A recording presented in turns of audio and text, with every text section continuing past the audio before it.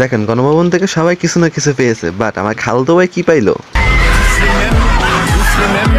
এদিকে আমি কি পাইলাম?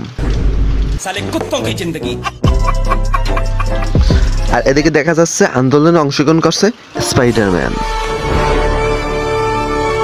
बस अभी एवेंजर और बांग्लादेश का रिश्ता जोड़ जाए, बस एक सभापति और सहसंगठक गान में डांडा देके तोड़ देंगे।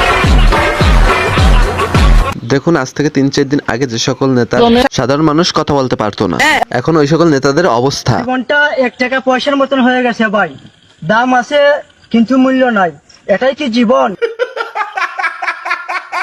শুধু তাই না, এই সকল নেতাদের ছোট ভাইও আছে যারা ছাত্রলীগের নাম বেচে খাইতো আর লাইক দেন। আর কিছু কিছু নেবি মেয়েরা ওদেরকে দেখে একটা কথাই বল, वाओ क्या लड़का है, वेरी हैंडसम बॉय, इससे तो बहुत मजा आएगा। সবই ঠিক ছিল, বাট বর্তমানে নেতারা কই? নেতারা তো পালিয়ে গেছে, বাট রাজপথে ছোট ভাইরা দৌড়াদৌড়ি করছে।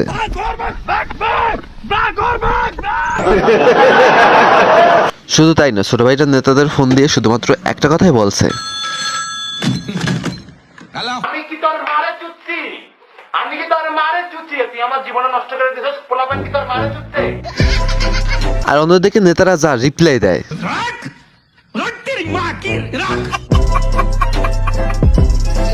সবই ঠিক আছে, বাট আমাদের নেত্রীরা কোথায়?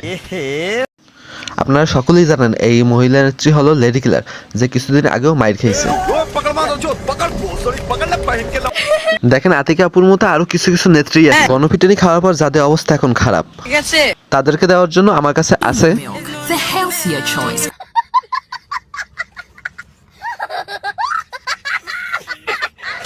চলুন একটা সিরিয়াস টপিকে কথা বলি, যেখানে আমরা স্বাধীনতা লাভ করেছি, আমরা বিজয় উল্লাস করতেছি, আমাদের ছাত্রদের যে আন্দোলন আছে সেটাতে আমরা জয় হয়েছি, বাট এগুলো কি?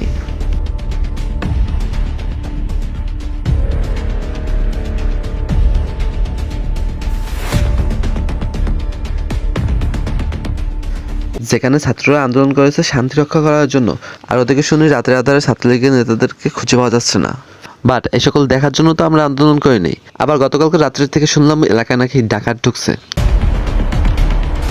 অস্ত্র শস্ত্র নিয়ে ঢুকে পড়ছে।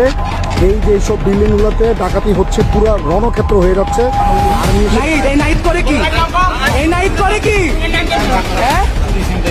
আসলে এই সকল মানুষদের লজ্জা হওয়া উচিত, জাস্ট ফর ইমেজিং ওরা কোন লেভেলে হেডানাতে হইলে এই সকল চিন্তা ভাবনা করতে পারে।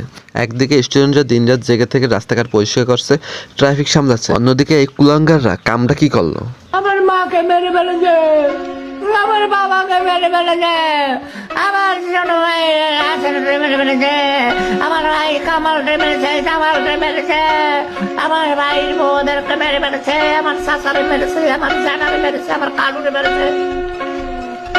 তোরে মারা উচিত ছিল শেখ হাসিনা।